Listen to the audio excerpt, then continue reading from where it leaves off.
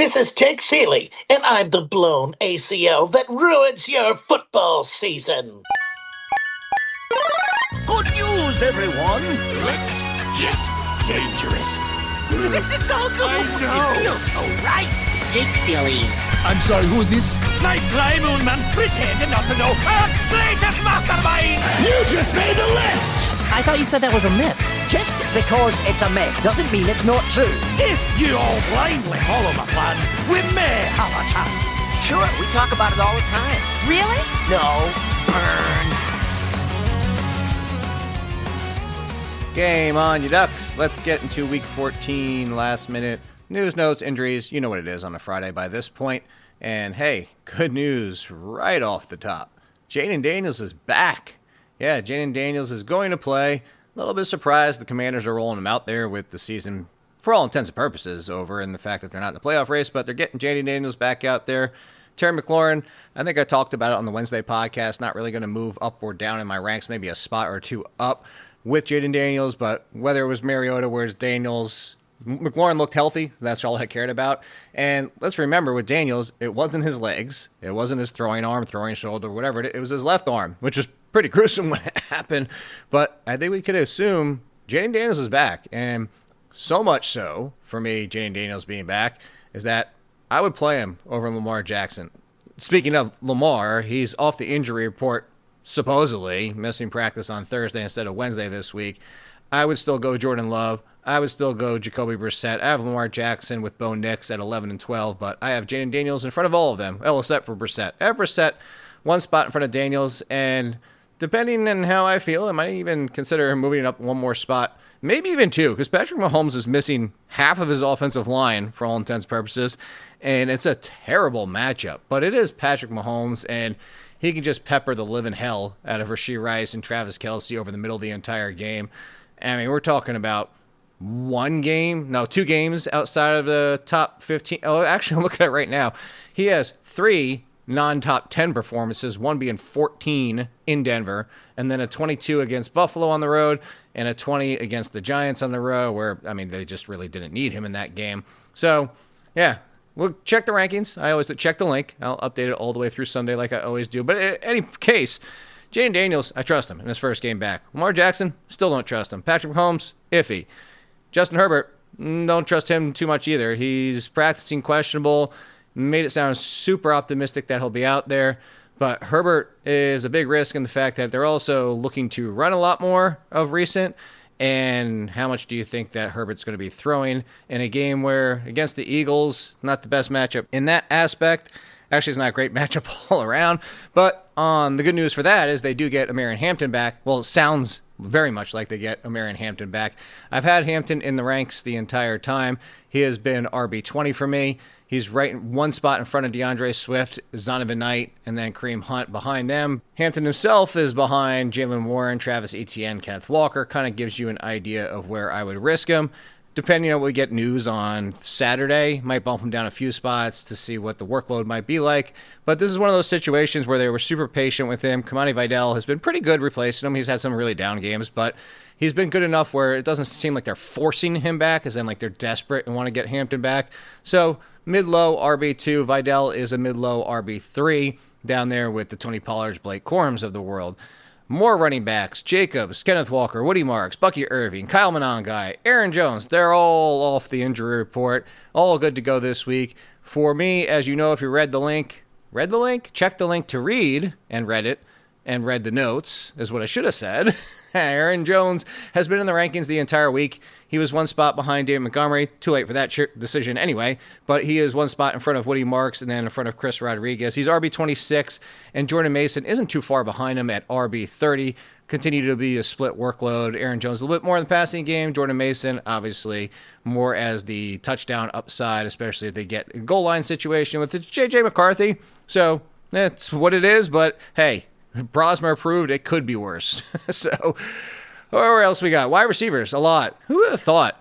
More running backs are healthy. The running back landscape is healthier than wide receivers because no Marvin Harrison and Greg Dortch. They are both out, which means Michael Wilson has moved up in the rankings. And Michael Musin, remember Musin Muhammad? Anyway, Michael Wilson's moved all the way up to a fringe wide receiver 1.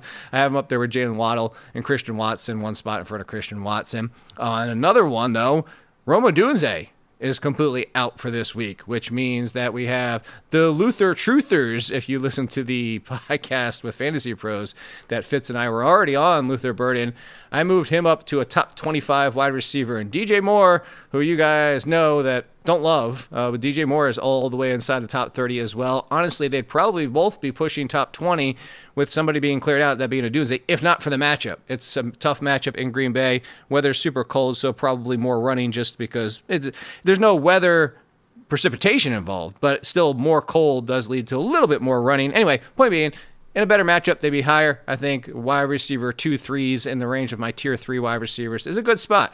It's a toss-up with somebody like Adonai Mitchell or Zay Flowers, to give you an idea. So if you want to make that decision, Adonai Mitchell still has the higher ceiling because, look, it's the Bears. Also, a slight bump to Loveland in this. Could be a Cole Kmet touchdown. There's the risk. It's a decent floor, but the higher upside is going to be with Adonai Mitchell. What else do we have? Drake London is not playing, although a lot of people weren't expecting that. You know, Darnell Mooney is just Darnell Mooney. Anyway, Chris Olave is questionable. I bring him up because it's a mysterious box that you hit the player out of and get the coin instead. You enjoyed that, because this is just going off the rails at this point. Anyway, Chris Olave's injury is one to monitor because the reports from the... I can't even get through this. The reports from practice are a little iffy. Maybe we get a little late news after this or on Saturday. But it sounds like he's okay. But I'm downgrading him a little bit. You can't bench Chris Olave with how he's been, especially in a pass funnel defense like the Buccaneers. However, what this might do for those that grab Devon Vele off waivers, if you're thinking of a ceiling play like Adonai Mitchell, Vele could get the boost here because Olave might be a little decoy-ish. That's the only thing I'm bringing up for that aspect after you hopefully enjoyed that insanity that happened. Chris Godwin is not on the injury report. You know my feelings about him and that he's already inside the top 20 because he looked healthy and he looked 100%, which that's what we want from Chris Godwin. Egbuka, I guess he could have a bounce-back game. I know a lot of people are banking on it, but the targets have been there. It's been the better version of Trey Tucker. It still hasn't amounted to much, but I'm going Chris Godwin over Egbuka. Egbuka is also inside the top. He's an RB2, a wide receiver 2, right there alongside Cortland Sutton and Alec Pierce, but I think that's kind of where he has to be at this point. And they can win this game without using the passing game as a ton. Baker Mayfield, by the way, is fine for this game and off the injury report, but they don't need to pass a ton. Could be a ton of Bucky Irving, who's not on the injury report, as I mentioned a few minutes ago. So anyway, that's how I feel about Egbuka, which means he's probably going to go off for 120 yards and 2 touchdowns because I'm hesitant to play him. And basically, every single time I'm hesitant on a player, they go off. That's their telltale sign. If I trade for a player, they're going to get hurt. If I'm interested in a player, they're probably going to bomb. And if I'm questioning a player, they're going to go off. There's your 3. It's the I, Ciely, curse you in 3 different fashions. So what else do we have before we get out of here?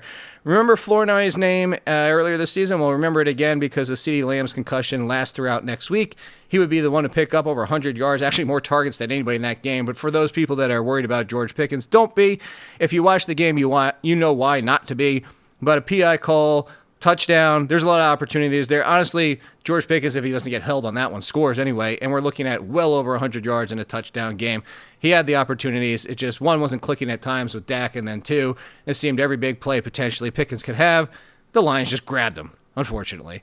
And then lastly, another weird news situation at tight end. Dalton Kincaid, he's hurt, and then he's okay, and then he's got another injury on top of it. And yeah, Dalton Kincaid, if we knew he was 100%, he's facing the Bengals in what we hope to be a shootout, but it's also the Bengals. I would have him as a tight end 1 to shoot for the ceiling. But you're going to have to watch that and make sure he is active. And make sure when you see the report on Sunday morning, which, by the way, live Discord, 11 a.m. over on the site. So if you want to get your questions in there, we'll chat live. I'll chat live with you. And Dalton Kincaid's injury report, watch for that. And if he's ready to go, risk it. If it's still weird at that point, you know the potential downside. Anything else? I think that's about it. Unless you want me to do another terrible Mario accent before we get out of here. We have, hey, look, Amare de Mercado. Like the Mario Douglas. There you go. De Mercado's not playing this one. There you go. You're welcome. Goodbye.